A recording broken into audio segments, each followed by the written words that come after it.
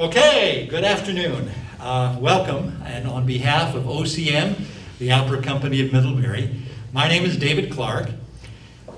2 weeks from tonight, OCM is going to premiere its production of The Maid of Orleans by Peter Tchaikovsky. 8 years ago, OCM premiered Eugene Onegin, another of Tchaikovsky's operas, which actually he wrote just before this, Maid of Orleans.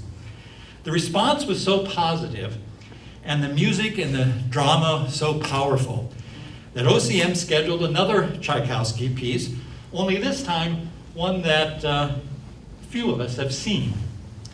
Now, prior to each of the 4 performances, there will be a 45-minute talk about the Maid of Orleans. The talks will be held this year in the sanctuary of St. Stephen's Episcopal Church across the road. And be sure to come if you can. It's musical insights, history of the piece, be given by Jim Pugh, the director Doug Anderson, and the conductor Michael Saker. But today we're going to leave Tchaikovsky's libretto, and we're going to jump into real history. Louisa Burnham is a professor of history at Middlebury College, and she's going to help us understand who the real Joan of Arc is beneath the story of the opera.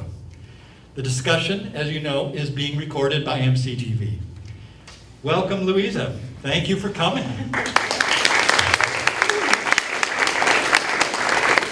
Thank you very much, David. Everybody's hearing me okay? Okay, great. All right, so should I just jump into it? First question, if I could interrupt. My first question is, who is Joan? And was that her real name?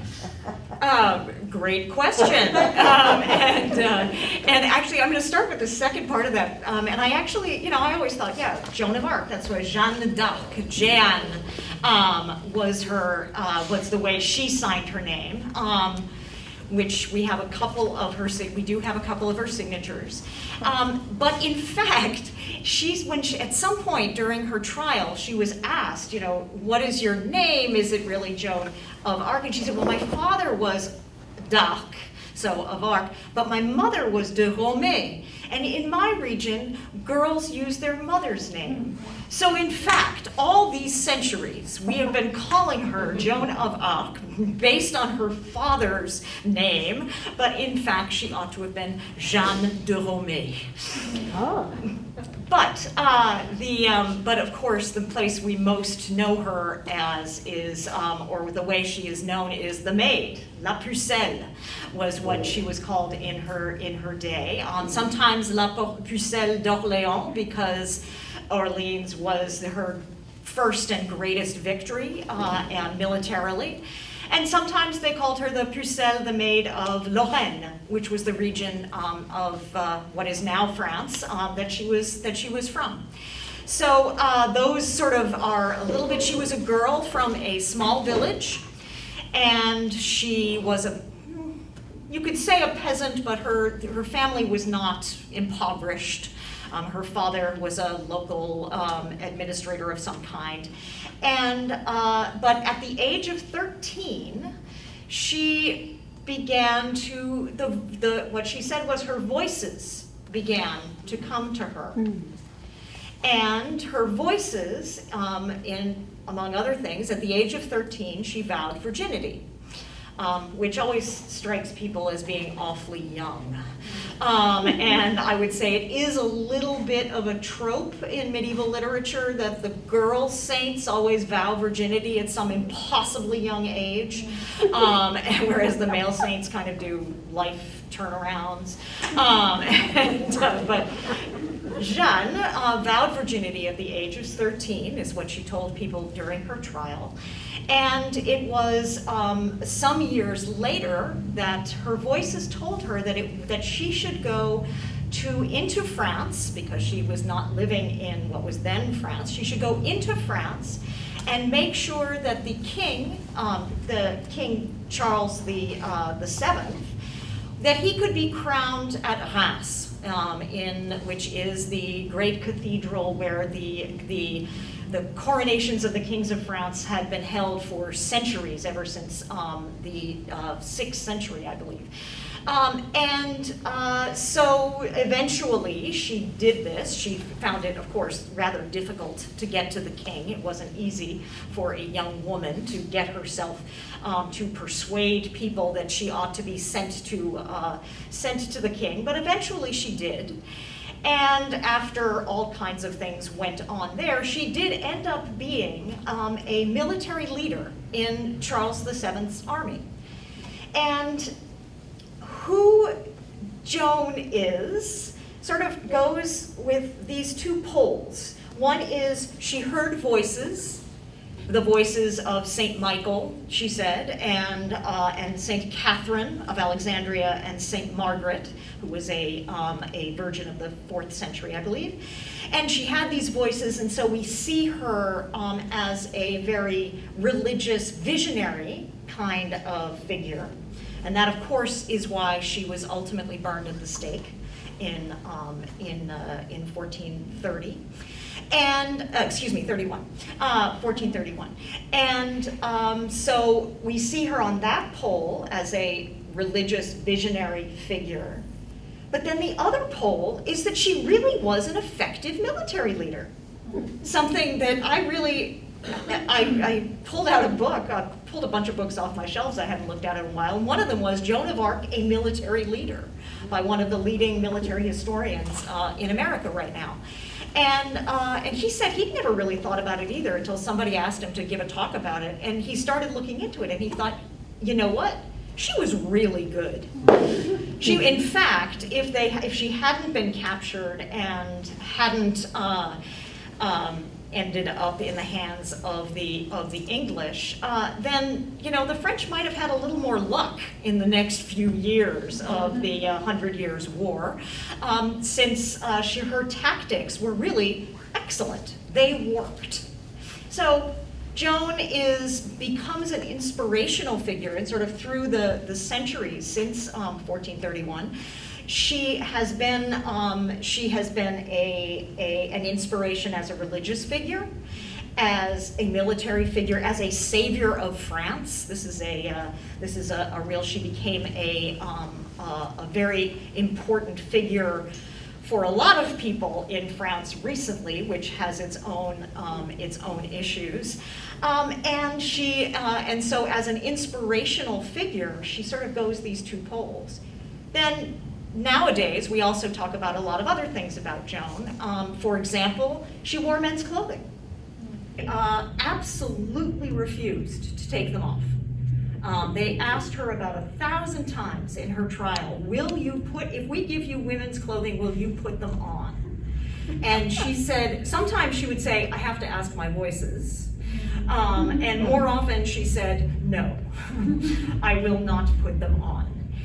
And actually, at the very end of her life, it's actually the story of the last few days of Joan's life is quite difficult and a very difficult little moment, in that she had been condemned, and she agreed to, in public, to renounce her heresies, which they enumerated for her. She agreed to put on women's clothing. And she said, I was wrong. She never said, I didn't hear the voices. She always said, I heard the voices.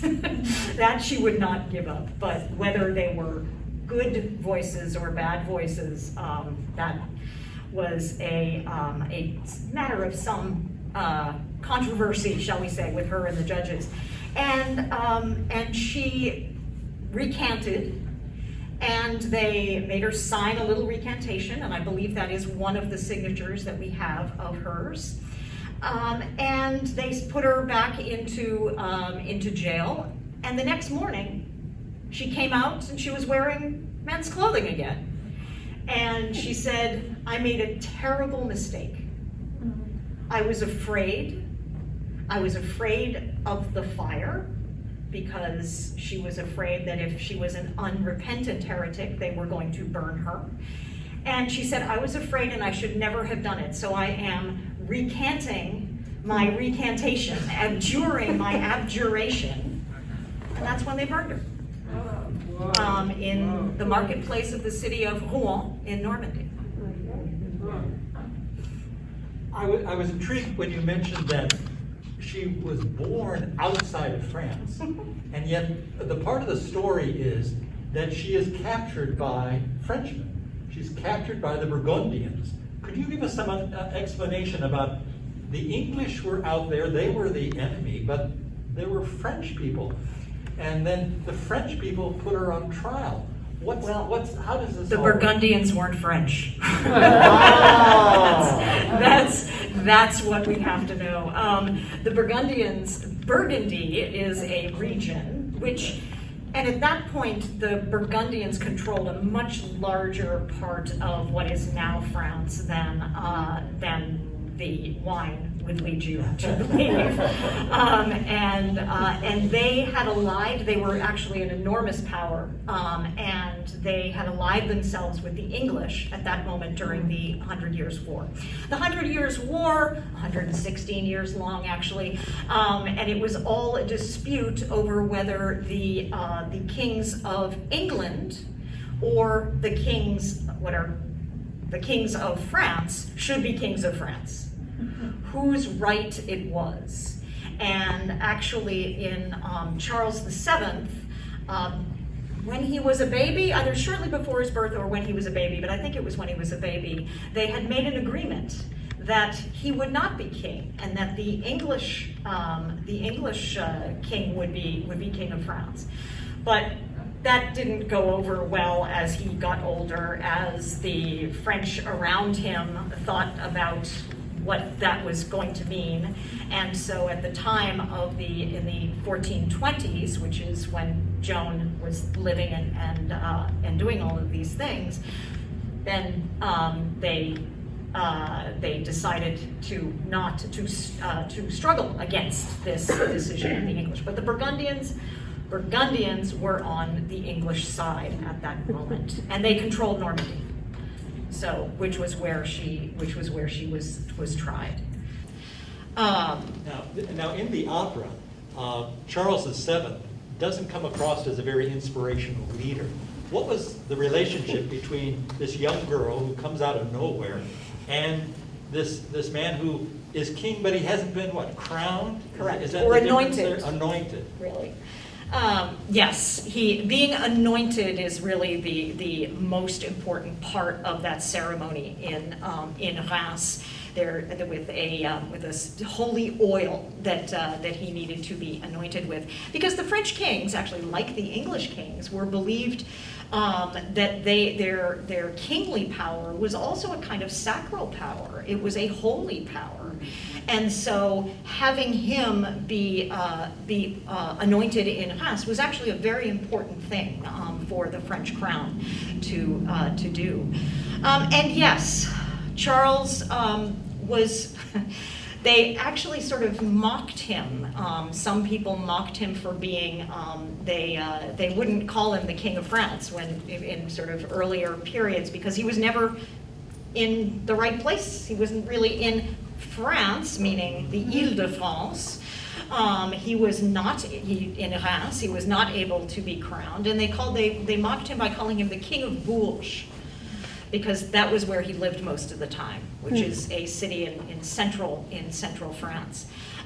So he wasn't actually the most inspirational figure, but he got a kind of a brief boost, shall we say, through his association with Joan. And she, presumably, we can only assume that she was a remarkably compelling, charismatic figure.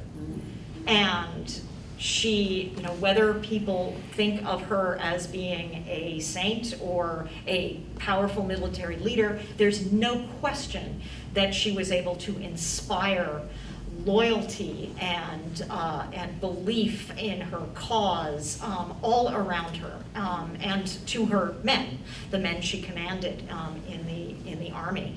So I assume she was very, very charismatic, and she's telling everyone that she's behind Charles. She says, he is the king of France, and I am going to make sure he gets crowned and anointed in Reims. And she did.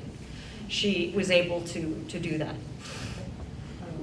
Maybe we can get one little bit of history correct here, because in the opera that you'll see, which Tchaikovsky was invited to write this opera by some impresarios in Paris, and Paris was the center of the opera world at the end of the 19th century. So he had to conform to French tastes. So the original ballet, the full ballet opera, has ballet, which I don't believe OCM is going to be doing. But there's another little thing that he felt he needed to add, was that she falls in love. There has to be a romance between the lady and everything else. Now, can you give us the real story on that, Lisa? Sure. And I won't. When David and I were talking about doing this presentation here, and he told me this, and I at that point I knew nothing about the opera, nothing. Had not even read the Wikipedia page, and where all this is laid out. And I won't tell you exactly the words I used when he told me that there's a love. No. I will just say no. In fact, of all the things that they accused her of during her trial, the one that never would have stuck at all was whether or not, I mean, she was like, look, I'm a virgin, and I'll prove it to you if you want. And she would, that if she had been accused in any way, in any time at all in her career of being in love with someone or having an affair with someone, believe me, they would have tried to make that stick. They didn't even go there. So, does he have a question? I'm Jim Pugh. I'm going to be giving the first 2 free talks, and I'm going to talk about that. The opera was based on the play by Friedrich Schiller, the great romantic poet of Germany. And he, at that time, he knew the full history of Joan of Arc, but he decided to take some liberties. Yeah. And, Yes. It was a very successful play for about 100 years. Sure. And now it's considered a travesty because it veers so far from the well, history. right. Well, one of the things about Joan is she was inspirational to the men, to the king, to the people around her, to everyone in her time. And she has been incredibly inspirational in the realm of art, and particularly among writers of all kinds, ever since. There are more books about Joan, there are plays about Joan, there are so many movies about Joan. Some of them are wonderful, whether or not they're true, but some of them are wonderful, and some of them are just plain old awful. But everyone, there's so many people who want to write about Joan. I teach a class on heresy and orthodoxy in medieval and early modern Europe. And Joan is such a wonderful case because she's burned as a heretic, and now she's a saint. Where do you go with that? And I, at some point, I have all my students, whatever the size the class is, I just hand them each a book on Joan, and different book, and they come in and they talk about the conclusions of these various historians, etc. I've even had students do coloring books. There are wonderful coloring books on Joan, or children's books on Joan. And so she has been inspirational for many, many centuries, clearly, but saying she was in love with and it's a Burgundian soldier, is that right? Oh my God, no. Well, there's something about the drama. Tchaikovsky probably gets it right, but not the historian. Yeah. Let's see, there was a question I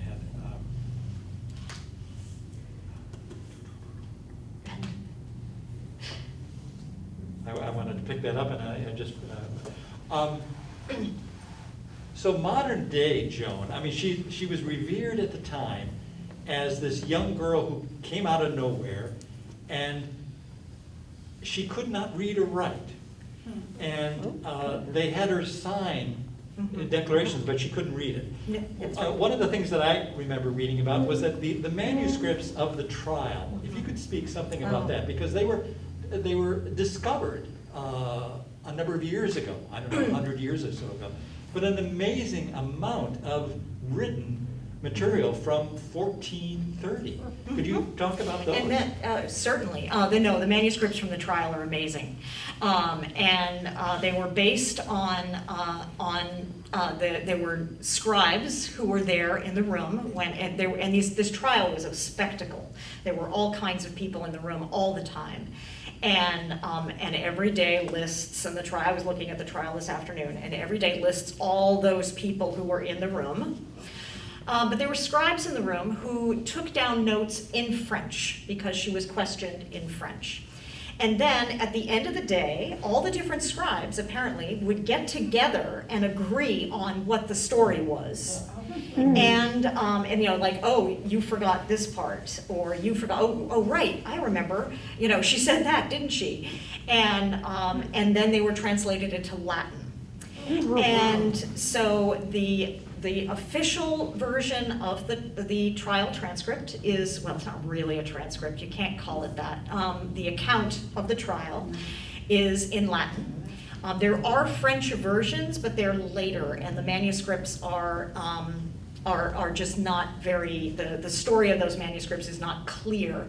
So while occasionally scholars will go to the French versions to see if there are differences, for the most part, scholars rely on the Latin version of the trial. And it's quite extraordinary.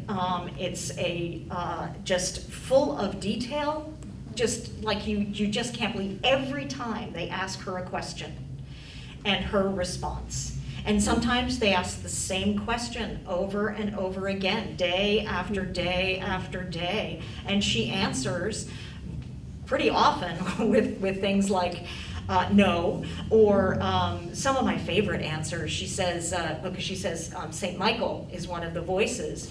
And they ask her, does he have hair? And she answers, and this is just one of those sassy moments. She's like, why? Do you think they cut it off?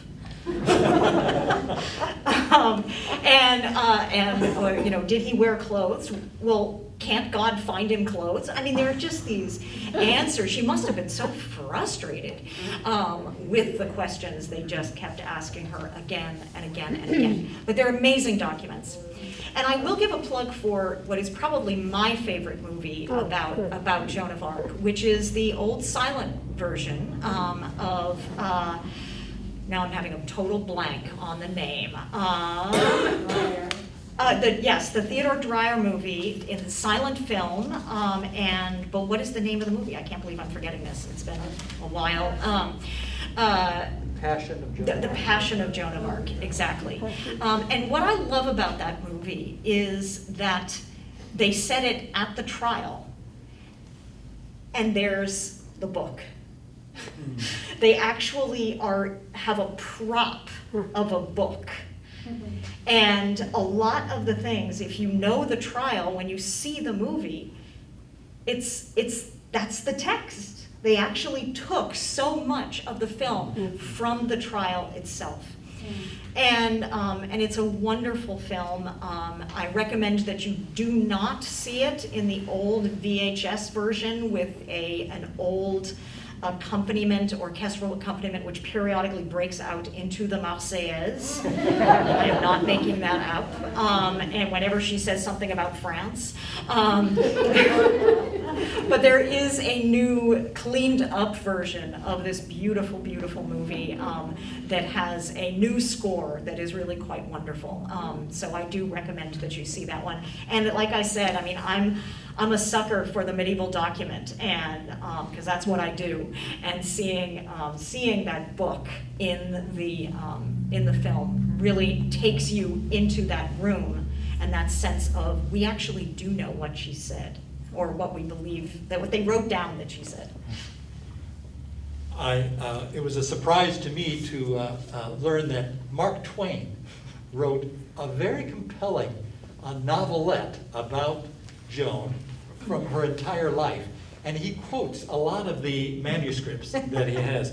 The version I read was, he wrote some historical novels like The Prince and the Pauper and The Connecticut Yankee and King Arthur's Court. But he also did this one on Joan of Arc, and it's remarkably compelling. You get into it. It's not funny like Mark Twain's other stories, but he does follow her entire life, and it was fascinating to read about that trial. Yeah. I've actually never read the Mark Twain. Oh, well, it's an introduction. You'll enjoy it. Yeah, I should check that out, or assign it to a bunch of students Yeah. at some point. The next time I teach that, I teach that class. So one of the questions you asked me was about Joan's father, actually. Yes, because he's a character in the opera. Okay. And apparently, I guess in the opera, that he is very much against her going into France, and that he's actually at the coronation and calls her a devil or something. It's a dramatic highlight of the show. The author gets it right that both her parents were opposed to her leaving the village and going into France, and she actually sneaked away. And she says, I did it because they would have stopped me if I hadn't. And they were trying to, in the trial, they were trying to show that she was a disobedient child and that was bad. But she said, but later my parents, they came to understand. So I don't believe that there was any brouhaha at the coronation with Jean's father, so far as I am aware. So she was burned at the stake, but then, 10 years, 20 years later, they reevaluated, they went back and decided, well, maybe she wasn't so bad, maybe she wasn't a witch, maybe she wasn't and all this. So it was rather quick that the reevaluation occurred, and I guess ever since, France has held her in high regard? Yeah, pretty much. She became there are moments when she is not. French Revolution, a young woman who is a monarchist, not the moment for Joan. In fact, the few relics that they had still at the end of the 18th century of her, including her banner that she took and wore into battle, were burned at the time of the French Revolution. Wow. So there are no, besides those couple of pieces of paper with her signature on it, there is nothing, there are no relics of Joan. Whatever they tell you at Chinon Castle, it's not Joan. Analyses have shown that the so-called relic at Chinon is not anyone from the 15th century at all. So yes, the trial, the retrial that took place, it's all political. I mean, her first trial was basically political. She was put on trial by the English because she was helping the French win against the English. The second trial was when things were more clearly under French control. And so the French put her back on trial. But this time, and just as the result was pretty much a foregone conclusion in 1431, that she was going to be condemned. In the later trial, it was very clear that she was going to be exonerated. And so there was never any real doubt as to what that was going to be. But they interviewed all kinds of people who had known her. And we learn a great deal about her story from those interviews and discussions as part of the trial. So that's another wonderful source for historians. And there are some other sources that mention her, some chroniclers of the 100 Years' War, a lot of things like that. But really, the two trials are where we hear the most about her experiences in her life. And it is, my heart is given to the first trial, even though she is condemned at the end of it, because it's as close as we can get to Joan's own voice. And that's something that, as a historian of heresy, it really is what gets me writing every day, is hearing as close an echo as we possibly can of that voice of someone from the distant past, and someone who has been so inspirational. I will say, in France, right in the recent past, Joan has been co-opted by the far right. And so the Front National, with Le Pen and his daughter Marine or Martine? I'm sorry?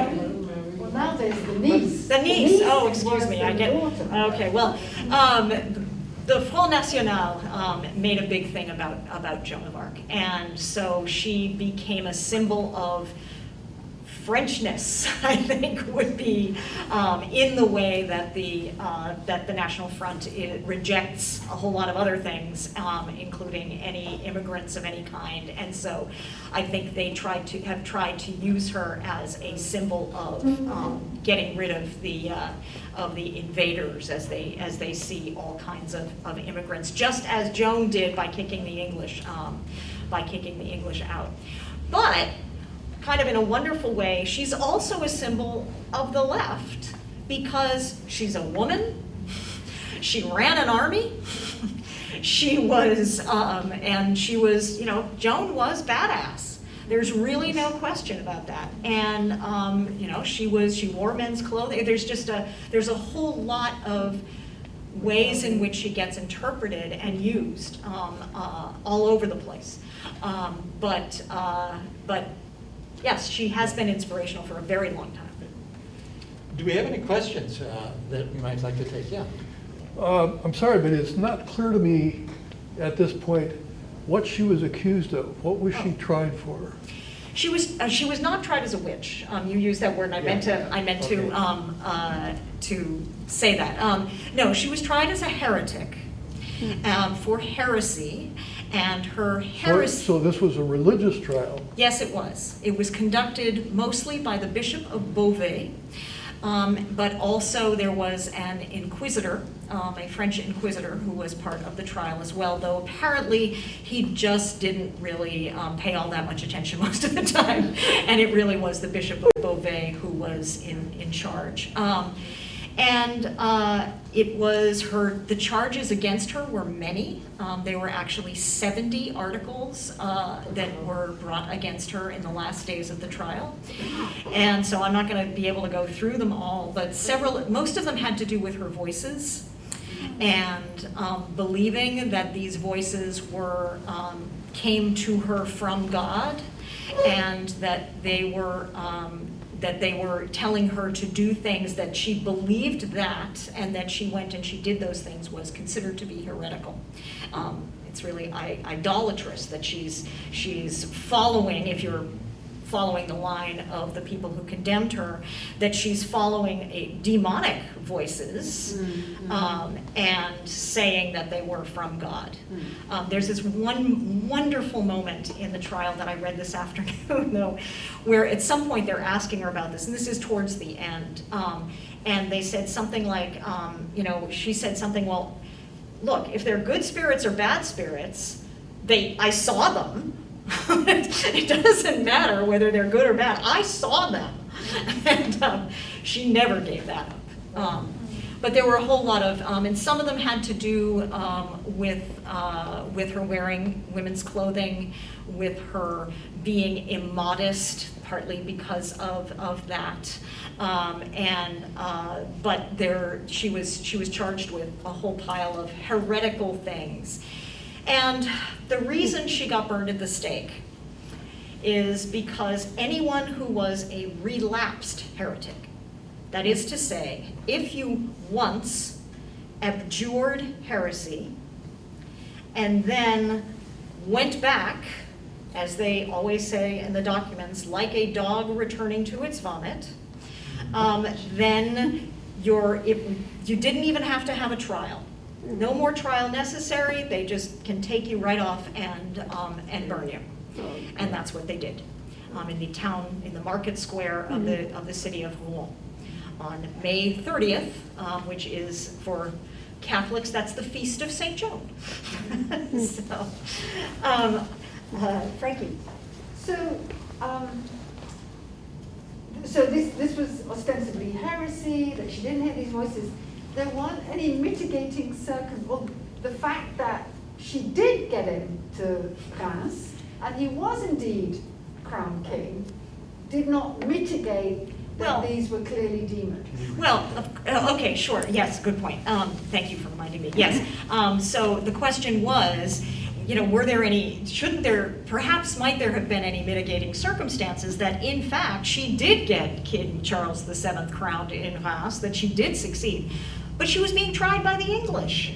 Those were bad results from where the English were standing. So that was not something in her favor at all, I would say.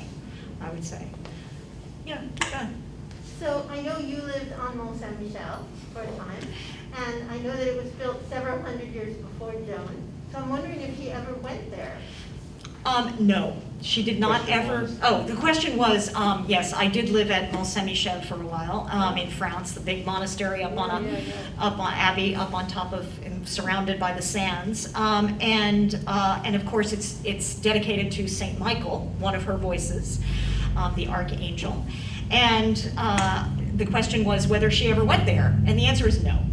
She never got over towards that part of Normandy. Yes, she was tried in Rouen, but she was captured north of Paris.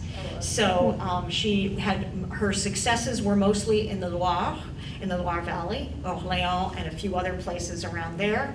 But she was eventually captured in Compiègne, north of Paris, and they brought her to Rouen.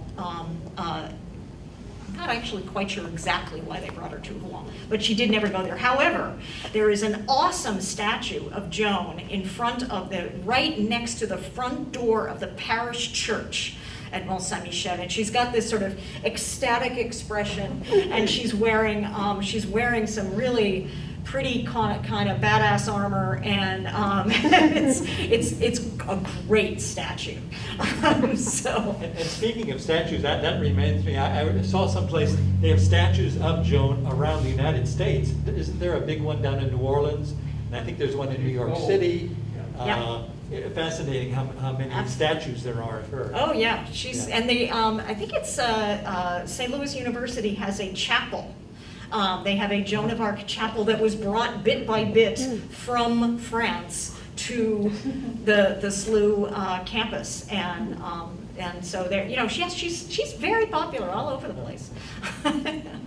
A question right here, yes. How common were heresy trials at that time?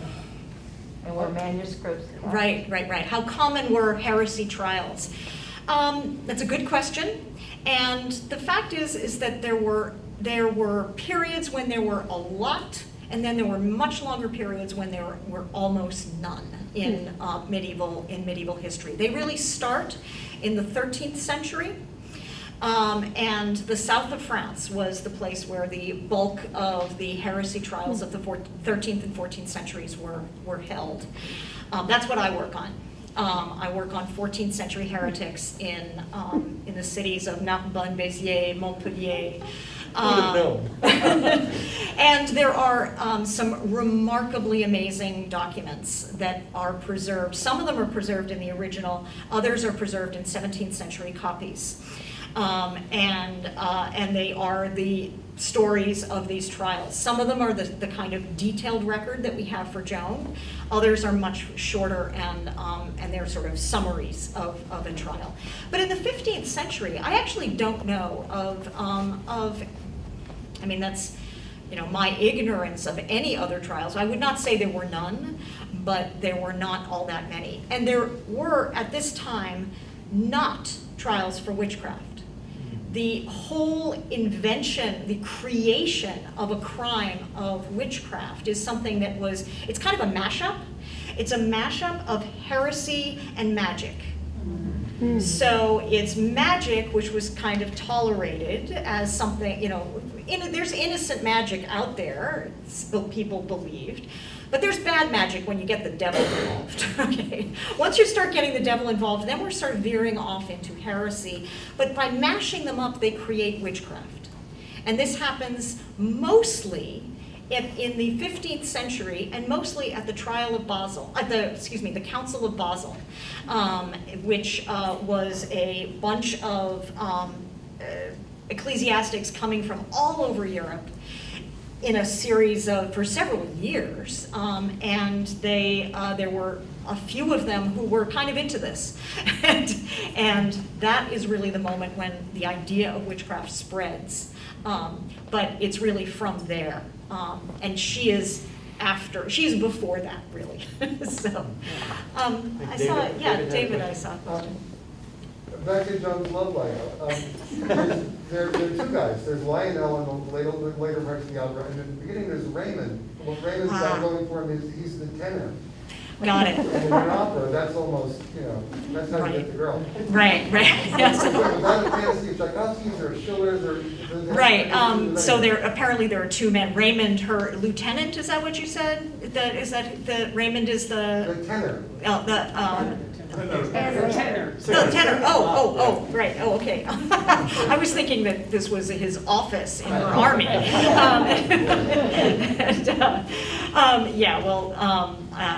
So, like I said, so far as I am aware, and that any of her accusers and the inquisitors, the ecclesiastics, no, there was nothing like that. There was no tenor in Joan's, and Jim, who was here, he will be giving 2 of the talks before the shows. So he'll be able to give us the musical analysis of who this extra tenor was. Right, and whether he comes from Schiller or whatever. Kevin. So I'm going to put a few pieces together in a way that you can probably predict.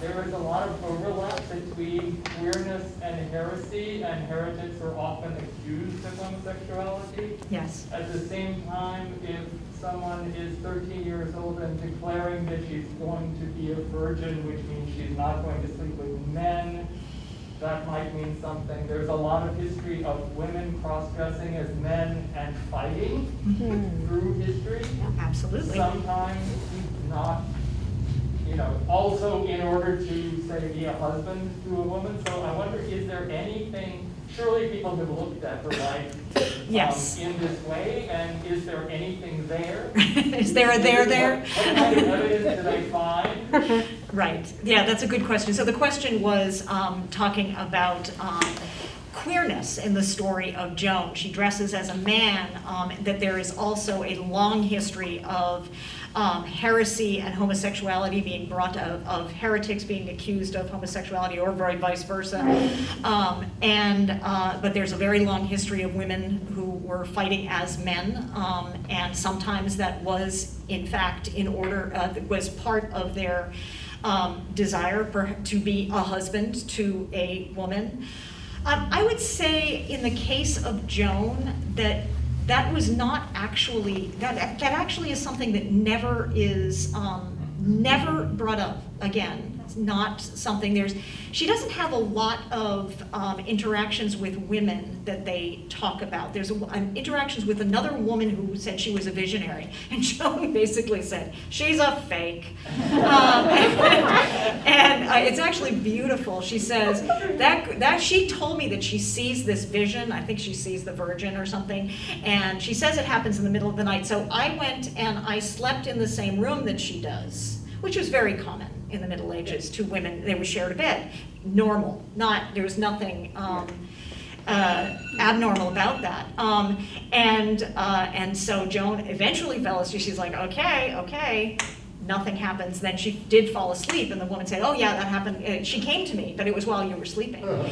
And so the next night, she said, I slept all day so that I would be able to stay up all night. And no, nothing happened. There was no virgin who came to speak to. She's a fake.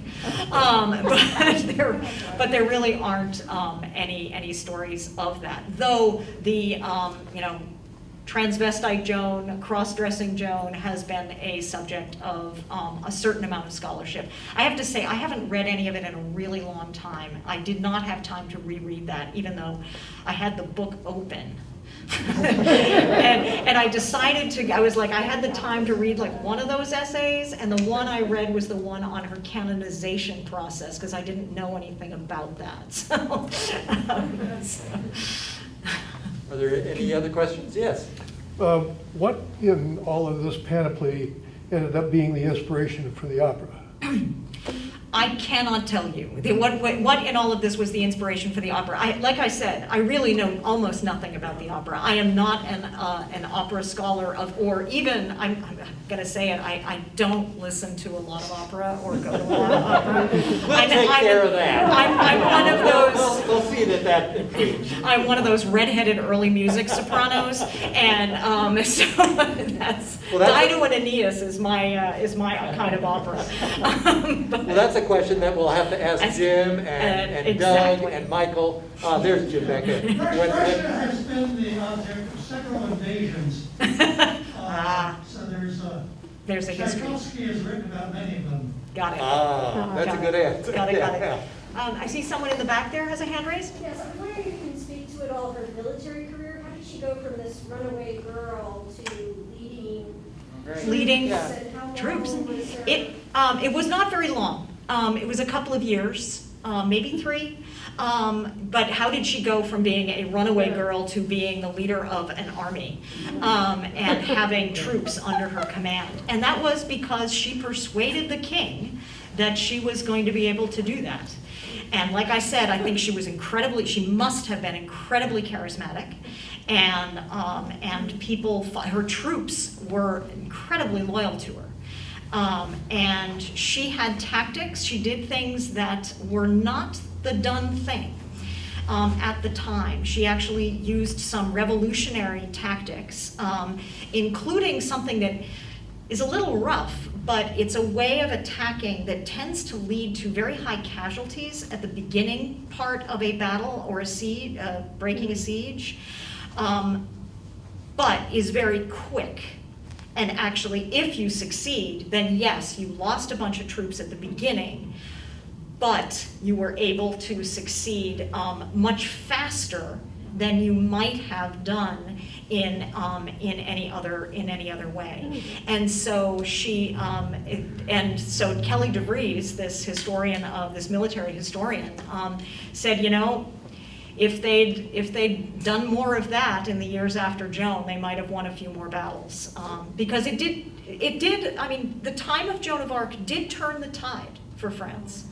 The English were within about 25 years, they were gone. They were gone from France. The only place they were left in France was in Calais, in the very far north. And while it didn't happen right at Joan's time, that was the moment when they started to win. They started to win, they started being able to get them out. And there are people who will say it's not Joan who did it, because there were a whole lot of other things, including some very important peace talks and a bunch of other things that happened. But it's a moment of change, and an important one, I would say.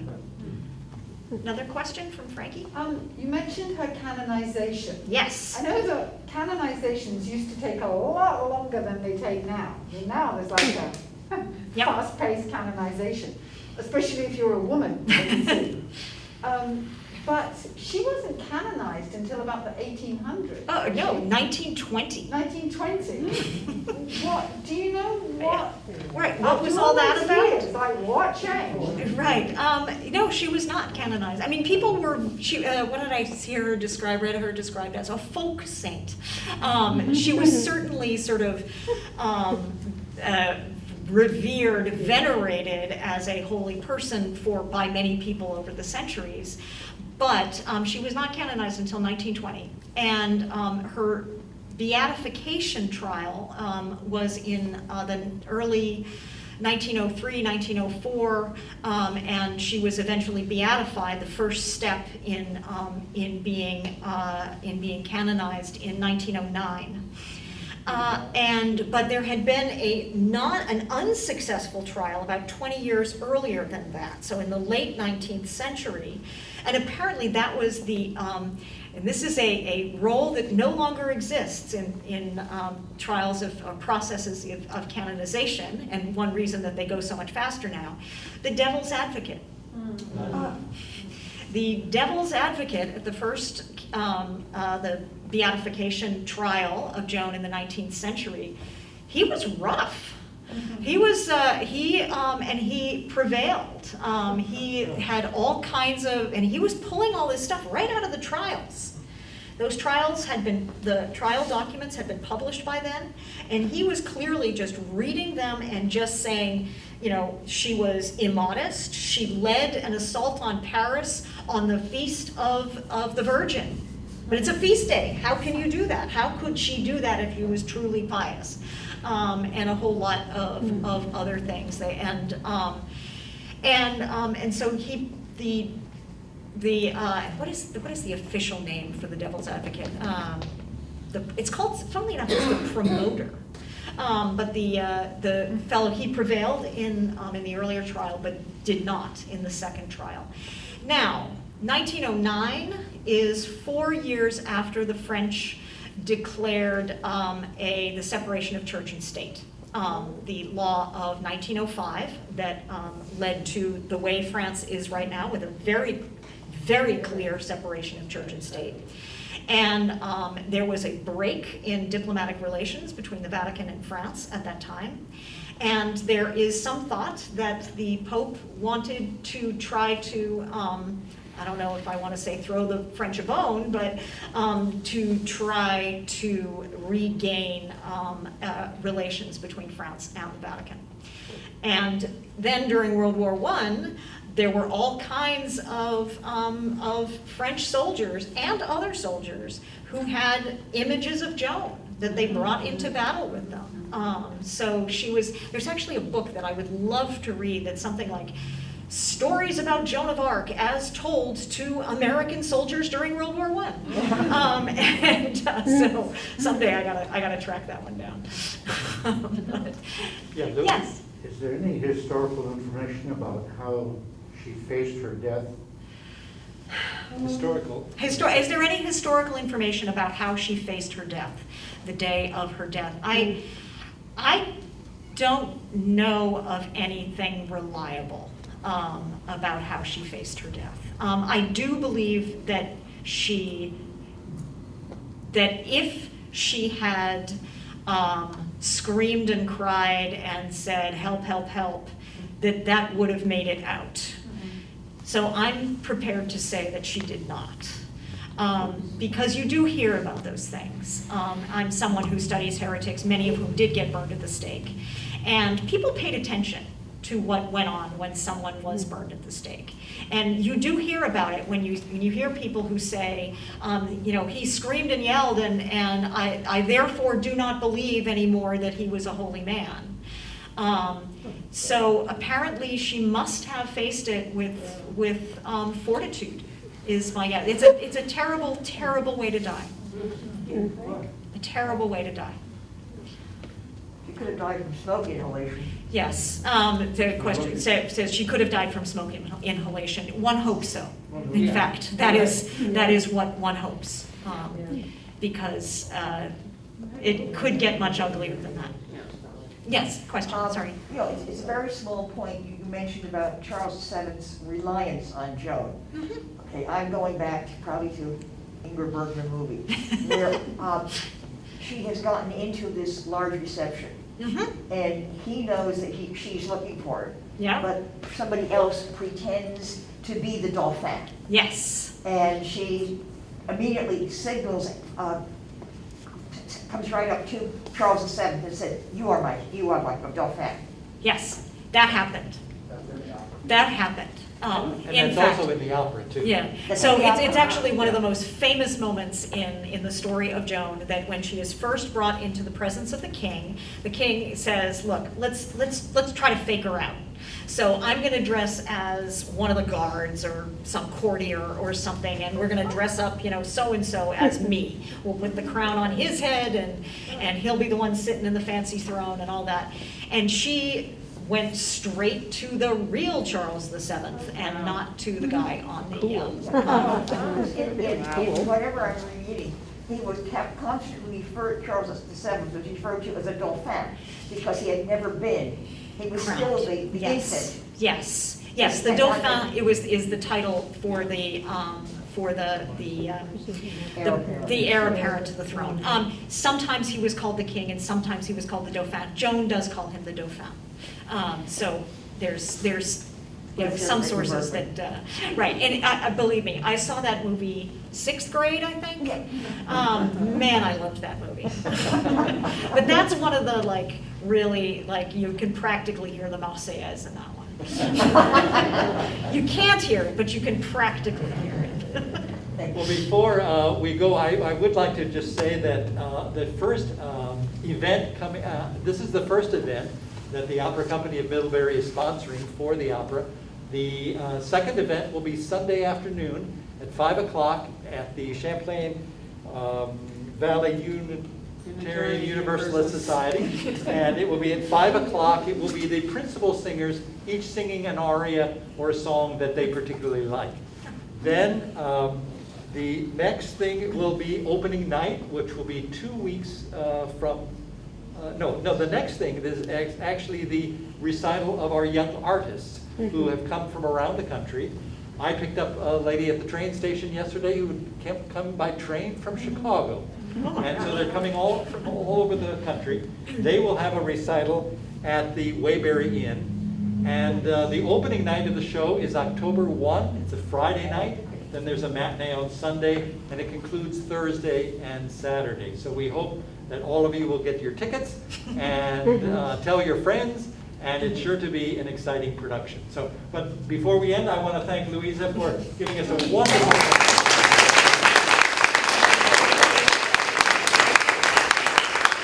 I love talking about heretics.